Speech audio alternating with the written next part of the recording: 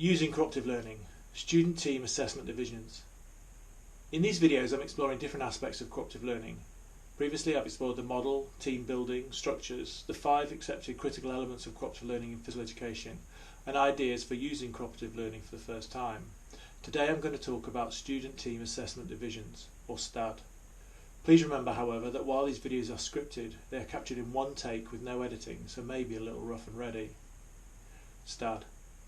I've talked about the Johnsons and the Kagans, but Robert Slavin's curricular approach to cooperative learning hasn't yet been covered. Slavin and his colleagues at Johns Hopkins University strove to develop curricular approaches that would help teachers to obtain specific outcomes in their classrooms.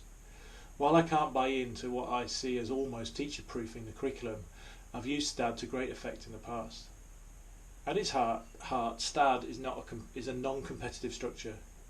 Indeed, all, some or no teams or individuals might achieve a learning outcome for a lesson, and this wouldn't impact on the use of STAD. The main idea of STAD is mastery. However, while the groups learn together, assessment is undertaken individually, and students can't help each other at that point. The results of the assessment are then averaged out and measured against previous results. So how does it work? STAD has 5 main components: class preparation, teams, quizzes, individual improvement scores and team recognition. In class preparation, students and teams are introduced to and asked to focus on what they are expected to learn. For example, how to play basketball or how to be active in case of a lockdown in a pandemic. Teams. The main aim of the team is making sure everyone does well. They provide peer support, mutual concern and respect, and also knowledge. In other words, they look after their own. Quizzes. This shows the roots of STAD in maths and science, but can be easily adapted to physical education.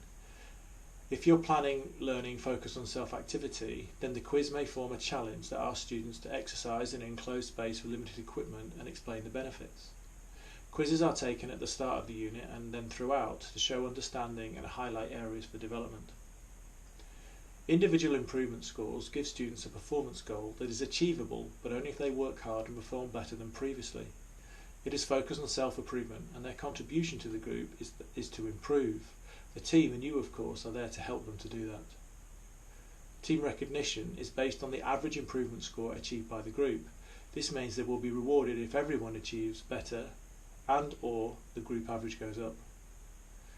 In summary, STAD is about improvement and not competition.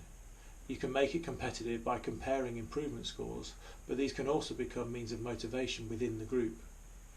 Recognition is the reward and development is the aim, and all the critical elements are inherent in the approach.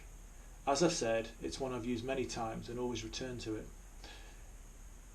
This is certainly something you can set up in lockdown and run remotely.